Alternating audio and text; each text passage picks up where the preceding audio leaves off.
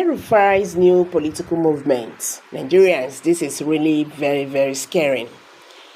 El-Rufai, the former FCT minister and immediate past governor of Kaduna State, has remained silent since the time he left office last year. His failure to scale the screening of the National Assembly as ministerial nominee from Kaduna State has further alienated him from Tinubu's government. It could be recalled the upper chamber, which initially screened El-Rufai, later rejected him, citing security reports against the former governor. But El-Rufai was unmindful with the appointment when his name was featured prominently in Tinubu's ministerial list.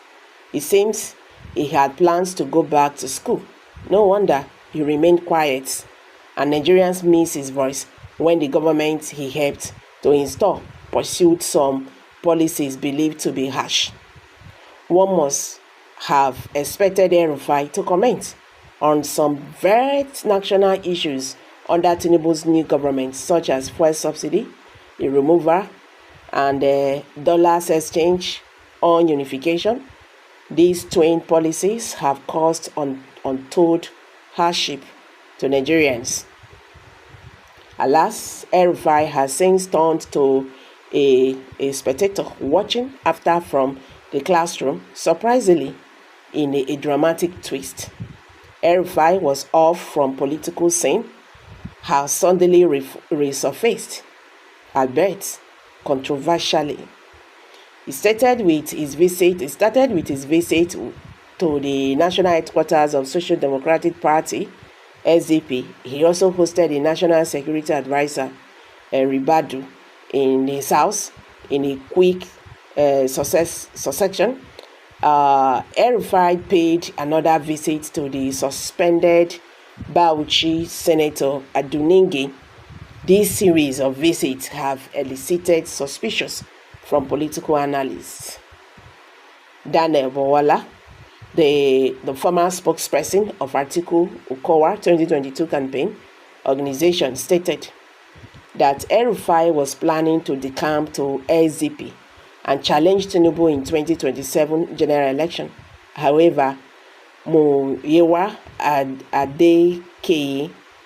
Adeke, spokesperson for the former governor, says the recent visit of his principal to the headquarters of the Social Democratic Party, SDP, in Abuja was without any political coloration. Besides, in another rumor or speculation, the former presidential candidate of Labour Party, Peter Obi, is being tipped as another possible decampee to join the third force being mauled by El-Rufai.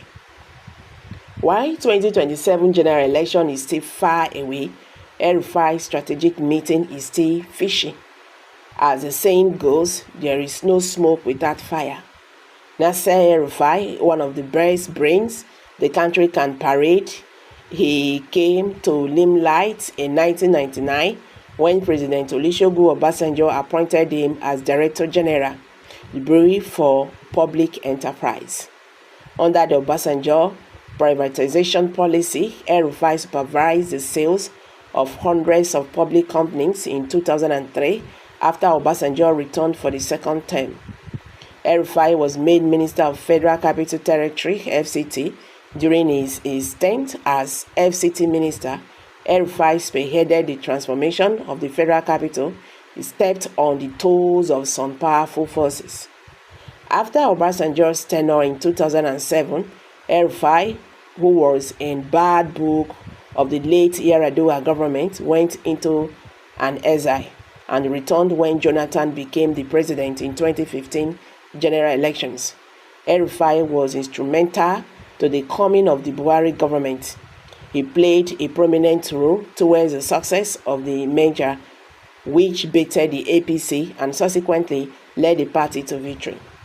In 2023, when some forces or cabals tried to stop power rotation to the south, including the Naira redesign policy that nearly ruined the party's chances, El-Rufai did not only go against them, but also support Tinubu's bid for presidency.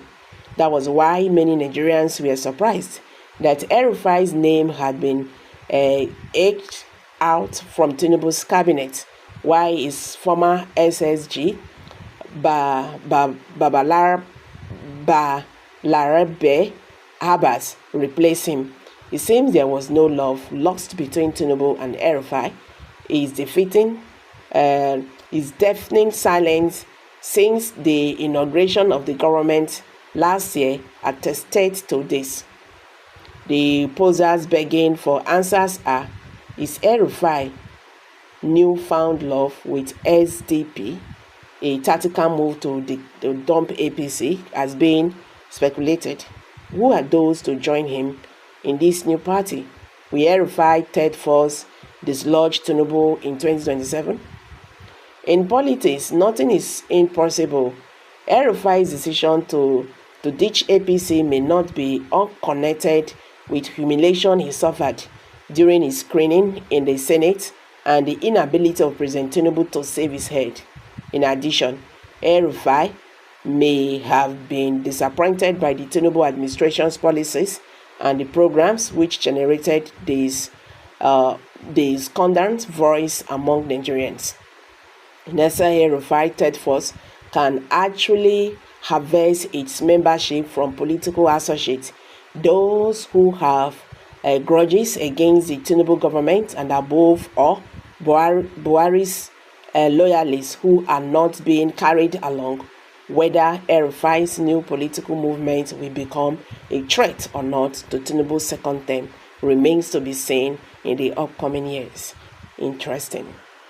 So guys, let's hear from you. What's your thoughts on this? Kindly drop your comments below the comment section. Thank you.